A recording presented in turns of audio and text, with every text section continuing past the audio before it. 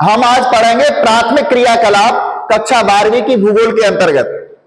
विश्व में पाई जाने वाली विभिन्न भौतिक, सामाजिक एवं आर्थिक दशाएं कृषि कार्य को प्रभावित करती हैं। यानी विश्व स्तर पर जो भी भौतिक दशाएं, सामाजिक दशाएं और आर्थिक दशाएं होती हैं, वो हमारी कृषि को प्रभावित करती हैं एवं इसी प्रभाव के कारण विभिन्न कृषि प्रणालियां देखी जाती हैं। इन्हीं प्रभावों के कारण हमारे देश में या विश्व स्तर पर कृषि की विभिन्न प्रकार की प्रणालियां पाई जाती हैं। कृषि विभिन्न प्रकार के फसलों का बोया जाना। अगर हम बात ये करें कृषि है क्या, तो कृषि विभिन्न प्रकार की फसलों का बोया जाना तथा पशुपालन विभिन्न कृषि विधियों पर आधारित होता है। पशुपालन को भी कृषि में सम्मिलित किया गया है, क्योंकि पशुपालन कृषि से संबंधित होता है, इसलिए कृषि में पशुपालन और विभिन्न फसलों का बोया जाना सम्मिलित है। अब ये फसलों की या कृषि की जो विधियां हैं, पशुपालन की विधियां हैं, फसलों को बोए जाने की जो विधियां हैं, किस प्रकार हैं ये, इनको हम देखेंगे। इसके अंतर्गत हम पढ़ेंगे मुख्य प्रणालियां, यानी कृषि की मुख्य प्रणालियां। सबसे पहले हम देखते हैं, पहली प्रणाली में आती है निर्वाहन कृषि। निर्वाहन कृषि, इसका मतलब है कृषि की वह विधि जिसके द्वारा हम इतनी कृषि करते हैं या इतनी फसलों को बोते हैं, फसलें उगाते हैं, इतने पशुपालन करते हैं जिससे हमारे जीवन का निर्वाहन हो सके। बस इसका कोई उद्देश्य व्यावसायिक नहीं होता, कोई और उद्देश्य नहीं होता, केवल अपने जीवन के निर्वाहन के लिए, जीवन की आवश्यकताओं के लिए कृषि क्रियाएं संपन्न करना निर्वाहन कृषि कहलाता है। इस प्रकार की कृषि में कृषि क्षेत्र में रहने वाले स्थानीय उत्पादों का संपूर्ण अथवा लगभग का उपयोग करते हैं। इसके दो भागों में वर्गीकृत किया जाता है। मतलब जो कृषि या कृषि क्षेत्र में रहने वाले स्थानीय जो उत्पाद होते हैं, उन उत्पादों का संपूर्ण अथवा लगभग उपयोग कर लेते हैं। मतलब हम इतनी फसल उगाते हैं, इतने पशु पालन करते हैं जिनके उत्पादन का हम संपूर्ण प्रयोग या उपयोग कर लेते हैं। यही है निर्वाहन कृषि। इस निर्वाहन कृषि को भी अगर देखें हम, तो पहले आदिकालीन निर्वाहन कृषि, आदिकालीन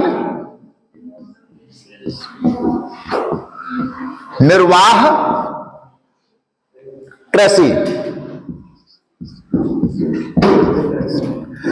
आदिकाल में कैसी निर्वाह कृषि होती? जब कृषि की हमारे देश में, हमारे विश्व में वैज्ञानिक पद्धति प्रचलन में नहीं थी, तो कृषि का किस प्रकार से हम कृषि क्रियाओं को संपन्न करते थे। आदिकालीन निर्वाहन कृषि अथवा स्थानांतरणीय कृषि कार्य उष्ण कटिबंधीय क्षेत्रों में किया जाता है। आदिकालीन निर्वाहन कृषि या स्थानांतरणशील कृषि का कार्य उष्ण कटिबंधीय क्षेत्रों में किया जाता है, जहां आदिम जाति के मतलब जो मानव पहले से ही रहते आए हैं, आदिम जाति के लोग यह कृषि करते हैं। इसका क्षेत्र अफ्रीका, यानी आदिम कृषि का क्षेत्र क्या है इसका? अफ्रीका,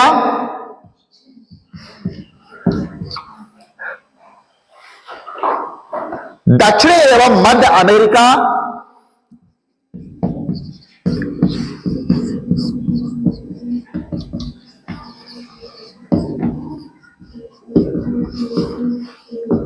दक्षिण एवं मध्य अमेरिका का उष्ण कटिबंधीय भाग, अमेरिका का उष्ण कटिबंधीय भाग,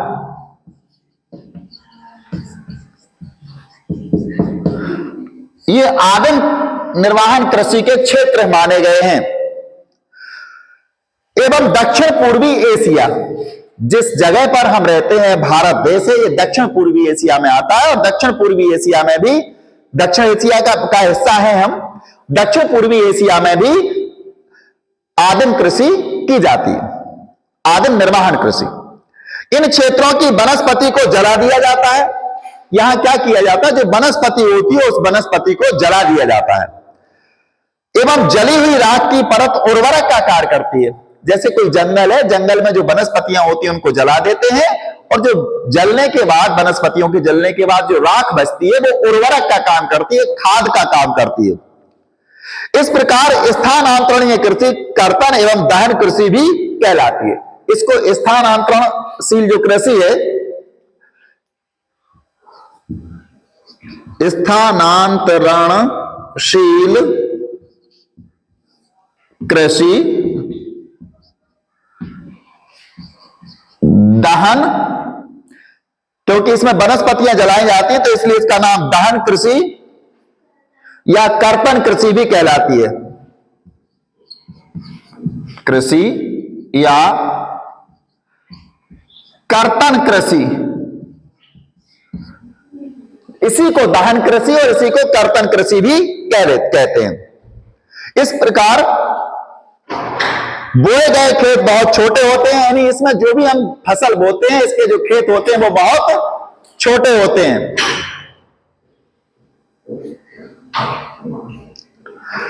एवं खेती भी पुराने औजार जैसे लकड़ी, कुदाली एवं फावड़े द्वारा की जाती है।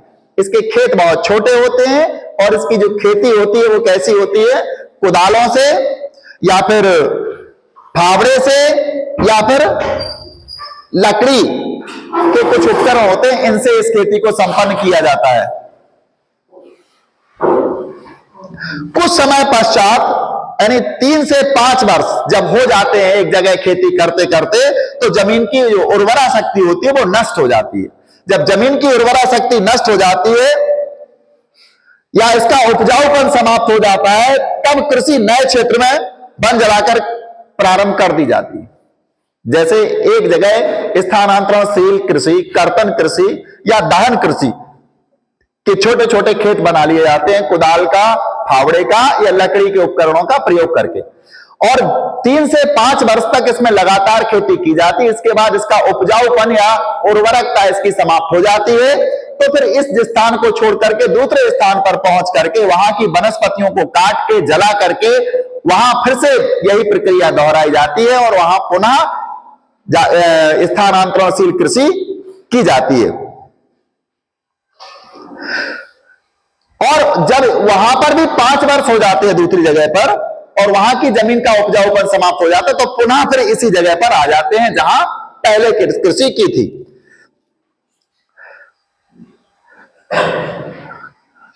इस कृषि कार्य में सबसे बड़ी समस्या यह है कि इस क्षेत्र में भूमि की उर्वरता कम होती जाती है।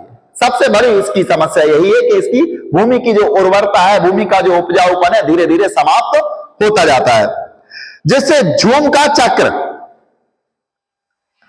छोटा होता जाता है। इसमें जो झूम होता है इसका चक्र कैसा हो जाता है? छोटा हो जाता है। उष्ण कटिबंधीय क्षेत्रों में ऐसे अलग अलग नामों से जाना जाता है। भारत में उत्तरी पूर्वी राज्यों में ऐसे झूमिंग, भारत में उत्तर पूर्वी राज्यों में इसे झूमिंग,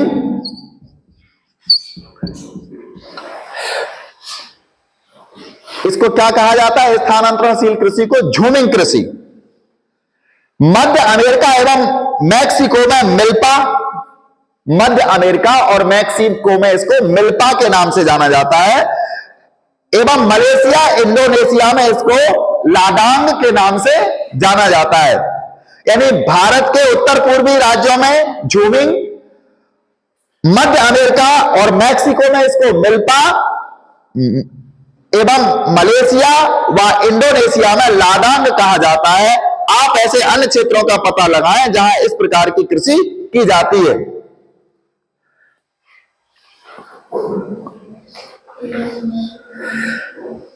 तो ये तो हो गई अपनी निर्वाहन कृषि। निर्वाहन कृषि में हमने क्या देखा था? आदिकालीन निर्वाहन कृषि। अब हम देखेंगे अगला इसी का वो आएगा गहन निर्वाह कृषि। गहन निर्वाह कृषि ये कृषि का दूसरा प्रकार है। इस प्रकार की कृषि मानसून एशिया के घने बसे देशों में की जाती है। जहां मानसून के ऊपर निर्भर करती है ये कृषि, एशिया के जो घने बसे भाग होते हैं वहां पर गहन निर्वाह कृषि की जाती है। गहन निर्वाह कृषि के दो प्रकार होते हैं। सबसे पहले चावल प्रधान गहन निर्वाह कृषि, जिसमें चावल महत्वपूर्ण होता है। इसमें चावल प्रमुख फसल होती है। अधिक जनसंख्या घनत्व के कारण खेतों का आकार छोटा होता है एवं कृषि कार्य में कृषक का संपूर्ण परिवार लगा रहता है। भूमि का गहन उपयोग होता है एवं यंत्रों की अपेक्षा मानव श्रम का अधिक महत्व है। यहां पर यंत्र की अपेक्षा आपने देखा होगा चावल की जो कृषि होती है, चावल की कृषि में यंत्र की अपेक्षा मानव का ज्यादा वो होता है, मानव श्रम का ज्यादा। जैसे धान लगाने में हमें मजदूरों की आवश्यकता पड़ती है, उसकी और भी निराई गुड़ाई में भी ज्यादा था, तो उपकरण की अपेक्षा मानव श्रम की ज्यादा आवश्यकता इसमें होती है गहन निर्वाह कृषि में। इसमें कृषि कार्य में कृषक का संपूर्ण परिवार काम करता है। इसका जो कृषि कार्य होता है इसमें क्या होता है, कृषक का जो परिवार होता है वो संपूर्ण परिवार इसमें काम करता है। भूमि का गहन उपयोग होता है, यानी भूमि गहन उपयोग का मतलब है भूमि को छोड़ा नहीं जाता है। एक फसल जाएगी तो दूसरी फसल लगाई जाएगी, तीसरी निकालेगी तो चौथी फसल लगाई जाएगी, मतलब भूमि को खाली ना छोड़ना, यही गहन कृषि है। इसकी उर्वरता बनाए रखने के लिए पशुओं के गोबर की खाद प्रति इकाई उत्पादन अधिक होता है, परंतु प्रति कृषक उत्पादन कम होता है। इसकी उर्वरता बनाए रखने के लिए गोबर की खाद दी जाती है, और क्या होता है इसमें प्रति इकाई उत्पादन अधिक होता है, लेकिन प्रति कृषक के हिसाब से कम होता है, क्योंकि उसमें बहुत सारे लोग काम करते हैं। अगर उन व्यक्तियों को इंडिविजुअली लिया जाए, व्यक्तिगत रूप से लिया जाए, तो उत्पादन कम होता है। दूसरी आती है चावल रहित गहन निर्वाह कृषि, जिसमें चावल नहीं उगाए जाते और सब उगाया जाता है। एक तो चावल वाली होगी, एक वो है चावल रहित। दोनों ही कृषि, चूंकि गहन निर्वाह कृषि मॉनसून पर निर्भर करती है और एशिया के घने बसे हुए भागों में इस कृषि को किया जाता है। चावल रहित गहन निर्वाह कृषि मॉनसून एशिया के अनेक भागों में उच्चावच जलवायु, मृदा तथा अन्य भौगोलिक कारकों की भिन्नता के कारण धान की फसल उगाना प्रायः संभव नहीं है। उत्तरी चीन, मंचूरिया, उत्तरी कोरिया एवं उत्तरी जापान में गेहूं, सोयाबीन, जौ एवं सोरपम बोया जाता है। भारत में सिंध गंगा के मैदान के पश्चिमी भाग में गेहूं एवं दक्षिण व पश्चिमी